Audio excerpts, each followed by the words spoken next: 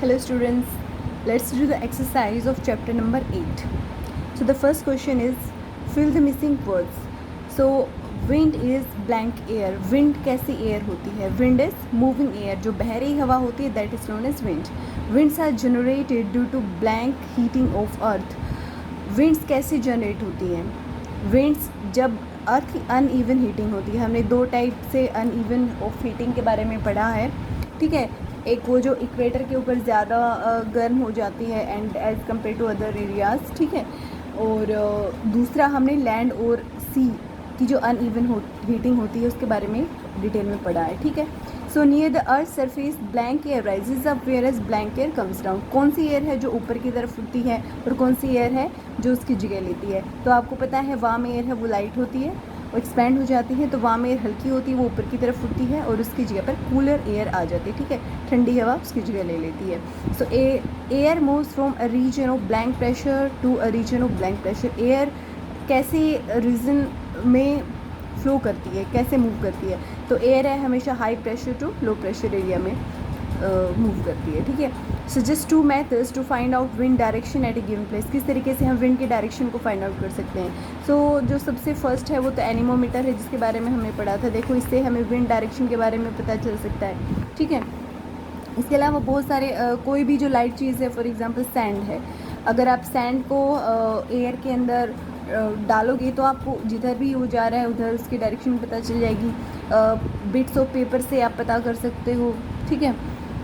Kite है, bicycle, मतलब there are a lot of ways to find the direction of wind, ठीक है. State two experiences that made you think that the air exerts pressure. ऐसे आपको experiences बताने हैं. मैंने आपको बोला भी था while I was teaching the chapter कि आप जो है मुझे 5 एग्जांपल्स ऐसे बताएंगे जिससे ये प्रूफ हो कि एयर है वो प्रेशर एग्जर्ट करती है, ठीक है.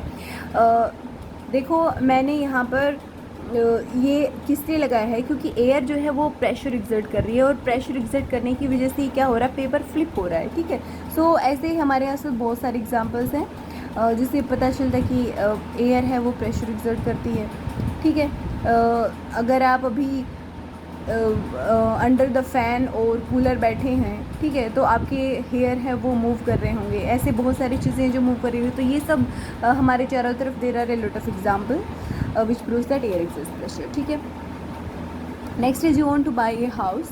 Would you like to buy a house having windows but no ventilators? Explain your answer.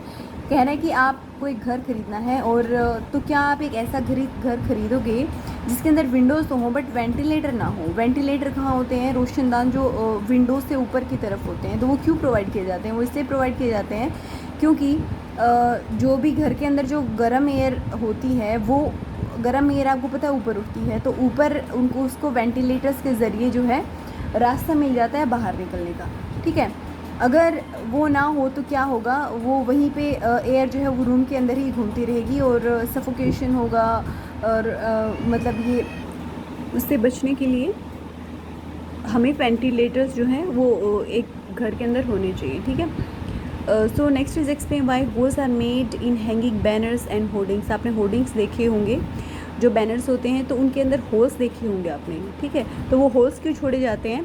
क्योंकि आपको पता है एयर है, हवा क्या है, विंड है, वो तेज़ स्पीड से बह रही है, ठीक है. तो वो प्रेशर एग्जर्ट करेगी तो वो फटेंगे या उड़ के कहीं चले जाएंगे. तो उससे से बचने के लिए, प्रेशर को कम करने के लिए उनके अंदर होल्स छोड़ दिए जाते हैं, इसे कट्स छोड़ दिए जाते हैं. How will you help your neighbours in case cyclone approaches your village और टाउन. अगर आपकी विलेज या टाउन में साइक्लोन आ गया है तो आप अपनी नेबर की हेल्प किस तरीके से करेंगे, ठीक है. तो देखो हमें सभी को ऐसी सिचुएशन में, ऐसे डिजास्टर के टाइम पे एक दूसरे की हेल्प करनी चाहिए. और किस तरीके से हम हेल्प कर सकते हैं? फर्स्ट एड बॉक्स हो हमारे पास, ठीक है. तो अगर उनके पास नहीं है तो वो प्रोवाइड करें हम उनका जो भी इम्पोर्टेंट सामान है, ठीक है. अगर उनके घर में कैटल्स हैं, व्हीकल्स हैं, ठीक है, तो वो और उनका घर का जो भी ज़रूरी सामान है, अगर हमारे पास टाइम है इतना तो हम उसको एक सेफ़र प्लेस के ऊपर रख सकें, ठीक है. अगर आसपास क्योंकि साइक्लोन अभी अप्रोच नहीं हुआ है, अप्रोच कर रहा है, तो हम अगर हमारे पास इतना टाइम है तो हम इस सब को उनको उनके सामान के साथ किसी सेफर जगह के ऊपर हम भी जाएंगे और उनको भी लेकर जाएंगे साथ में, ठीक है। इसके अलावा जो भी सेफ्टी मेजर्स होते हैं, जैसे कि इस केस में जो एमरजेंसी नंबर्स है वो हमारे पास हो, हमारे पास पीने का पानी हो, तो मतलब खाने का कुछ ऐसी चीज़ें हों जो कि ख़राब ना हो, ठीक है। कुछ ऐसा सूखी चीज़ें खाने के लाइक बिस्किट्स और इस टाइप का हमारे पास मटेरियल हो, ठीक है। What planning is required in advance to deal with the situation created by ये साइक्लोन। पहले से हम किस तरीके से प्लानिंग कर सकते हैं, तो पहले से भी हम ऐसे ही प्लानिंग कर सकते हैं बिल्कुल सेम चीज़ों से कि हमारे घर पे सबसे पहले तो हम, अगर हमारे पास टाइम इतना है तो हमें किसी सेफर प्लेस पर चले जाएं, उससे अच्छा कुछ नहीं है, ठीक है। हमारा जो भी इम्पोर्टेंट सामान है उसको लेकर हम वहाँ से निकल लें, ठीक है। लेकिन अगर हमारे पास इतना टाइम नहीं है तो पैनिक होने की कोई ज़रूरत नहीं है। हमें जो भी पता है इन एमरजेंसी सिचुएशन में हमें क्या करना है, किस तरीके से डील करना है, विंडोज़ वगैरह हमें बंद ही रखनी है, जो भी कम्युनिकेशन मीडिया है उसके कॉन्टैक्ट में रहना है, ठीक है।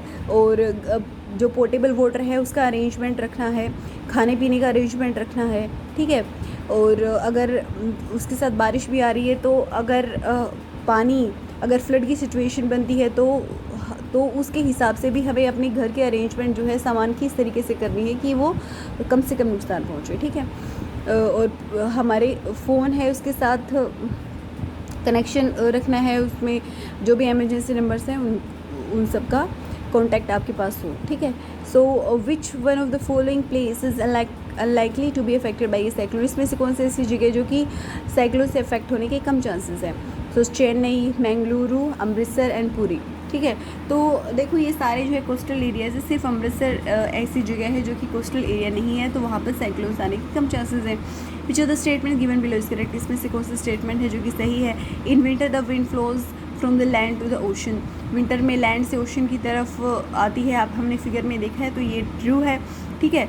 समर में जो है सी से लैंड की तरफ जाती है, जो कि फिर मानसून लेकर आती है, क्योंकि उस हवा के साथ वाटर ड्रॉपलेट्स होते हैं, ठीक है। A cyclone is formed by a very high pressure system with very high speed winds revolving around. एक साइक्लोन कब आता है, कब फॉर्म होता है, जब बहुत हाई प्रेशर सिस्टम क्रिएट हो जाए और बहुत हाई स्पीड विंड के साथ। यस ट्रू, ठीक है। In summer the wind flows from the land to a sea, ये तो फॉल्स हो गया, ये तो गलत है। The coast line of India is not vulnerable to cyclones. क्या कोस्ट लाइन है वो प्रोन है साइक्लोन्स की? तो यस, हमने अभी क्वेश्चन नंबर 8 में भी पढ़ा है, मैंने आपको बताया है। तो कोस्ट लाइन के ऊपर तो साइक्लोन्स आते हैं, हमने पढ़ा है, ठीक है। So this was the exercise of this chapter. Still if you have any question from this chapter you can ask me, ठीक है। So that's it for today students. Let's meet in the next video. Thank you and do not forget to like, share and subscribe the video.